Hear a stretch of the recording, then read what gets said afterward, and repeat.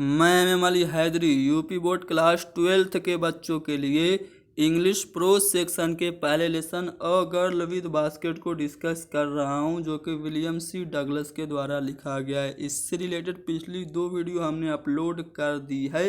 अगर वो 2 पार्ट आप लोगों ने नहीं देखा है तो डिस्क्रिप्शन में लिंक होगी, उसकी मदद से ज़रूर देखें। तो चलिए शुरू करते हैं। अब तक हमने क्या पढ़ा, थोड़ा सा जान लेते हैं। अब तक हमने ये पढ़ा कि राइटर दिल्ली से हिमालय की तरफ सफ़र कर रहा होता है और रास्ते में वो प्रत्येक स्टेशन पे उतरकर भारतीय लोगों से बातचीत करता है ताकि वो भारत के बारे में जानकारी हासिल कर सके।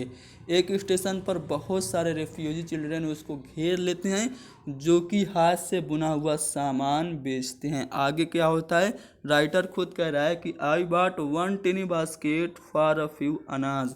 मैंने एक छोटी टोकरी कुछ आने की खरीदी। Another fruit basket for a bit more.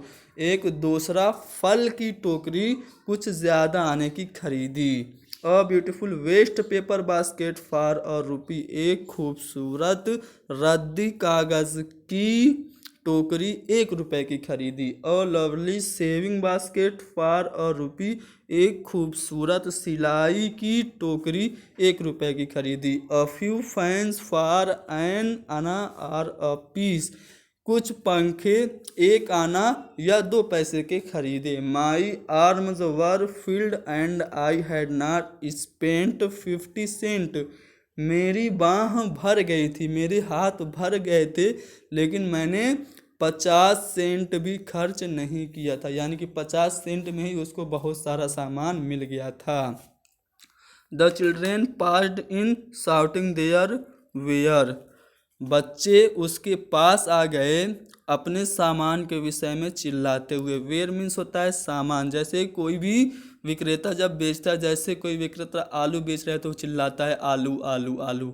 टमाटर बेच रहे हैं टमाटर टमाटर। उसी तरह बच्चे भी टोकरी बेच रहे थे तो टोकरी टोकरी, फैन फैन, यानी कि पंखा पंखा चिल्लाते हुए राइटर के पास आ गए।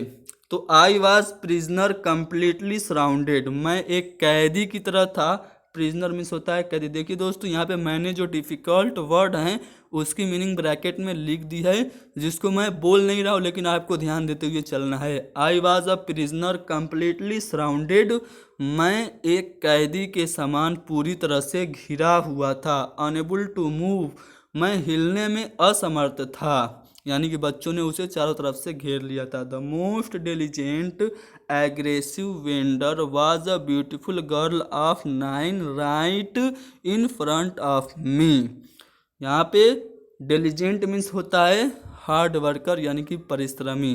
एग्रेसिव मतलब होता है आक्रामक, और वेंडर मीन्स विक्रेता। तो कह रहा है राइटर कि the most diligent aggressive vendor was a beautiful girl of 9 right in front of me. जो सबसे ज़्यादा मेहनती और आक्रामक विक्रेता थी वो एक 9 साल की बच्ची थी, जो कि मेरे दाहिने तरफ थी। She had a lovely basket with handle.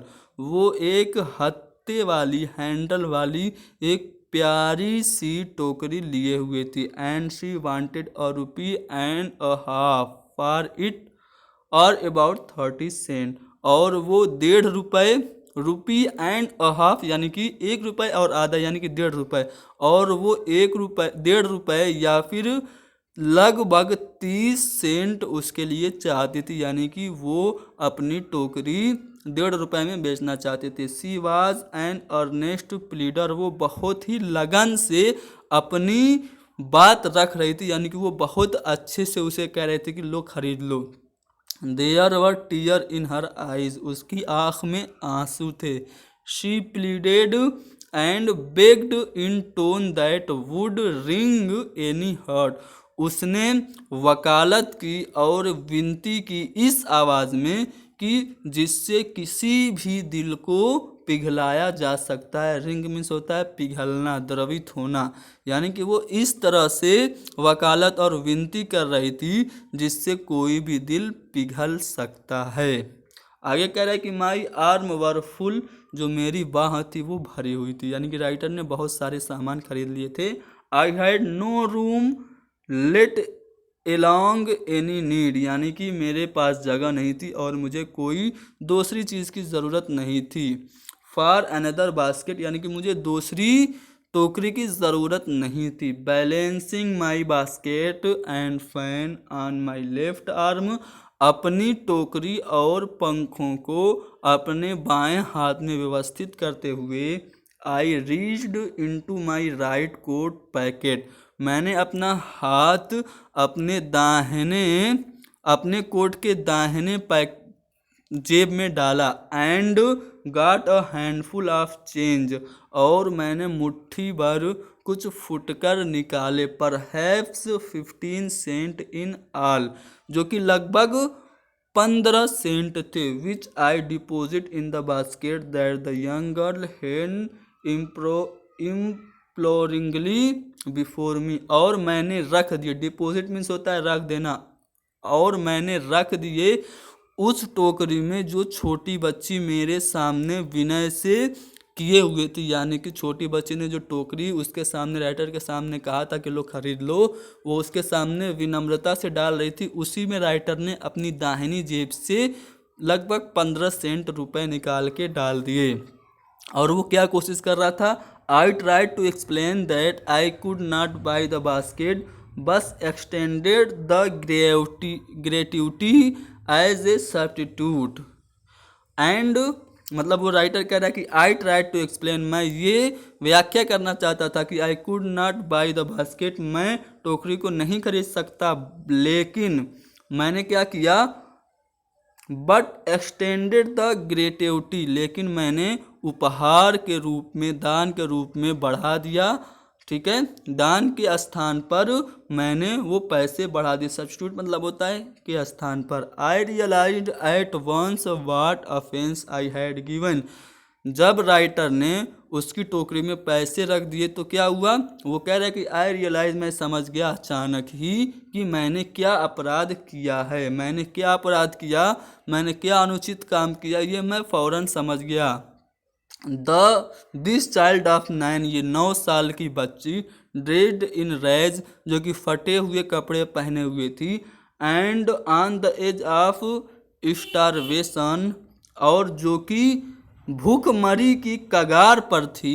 Raised हर चिन, उसने अपनी ठोड़ी को उठाया। रीड इनटू बास्केट, और उसने टोकरी में हाथ डाला।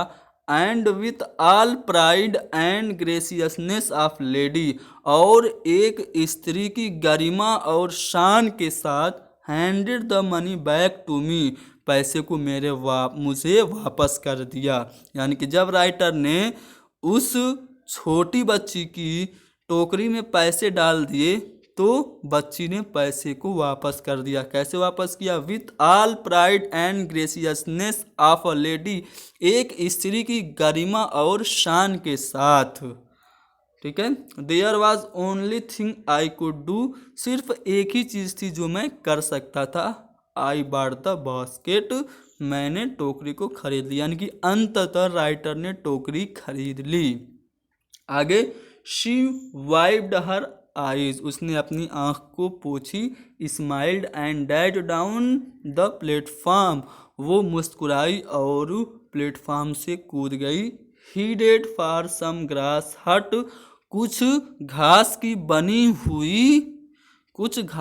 बनी हुई झोपड़ी की तरफ। यानी कि जब उसने खरीद लिया राइटर ने उसकी टोकरी, तो वो अपने आंसू को पोंछी, मुस्कुराई और प्लेटफॉर्म से एक घास की बनी हुई टोकरी की तरफ कूद गई। That would have at least 30 cent that night, और वहाँ पे कम से कम 30 सेंट उस रात को पैसे थे। यानी कि उस झोपड़ी की तरफ चली गई जहाँ पे अब 30 सेंट पैसे थे। I told this story to prime minister Pandit Jawaharlal Nehru, मैंने ये स्टोरी, यानी कि राइटर ने वो स्टोरी हमारे पहले प्राइम मिनिस्टर पंडित जवाहरलाल नेहरू को बताई।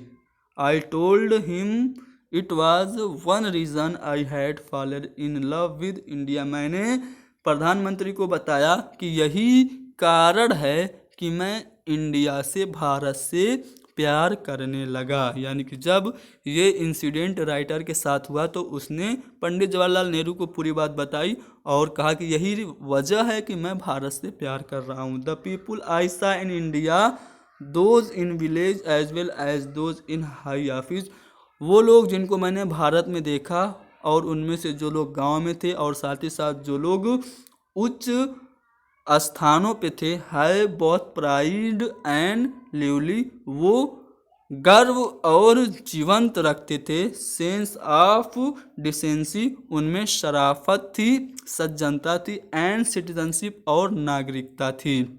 यानी कि राइटर कह रहा है कि जितने लोगों को मैंने भारत में देखा, चाहे वो गांव के हो या फिर हाई सोसाइटी के हों, सब में प्राइड थी, यानी कि गौरव था, जीवंतता थी और सज्जनता और नागरिकता का भाव था। They also have a passion for independence, और उनको स्वतंत्रता के प्रति महत्वाकांक्षा भी थी, तीव्र इच्छा भी थी, यानी कि वो आज़ाद भी होना चाहते थे।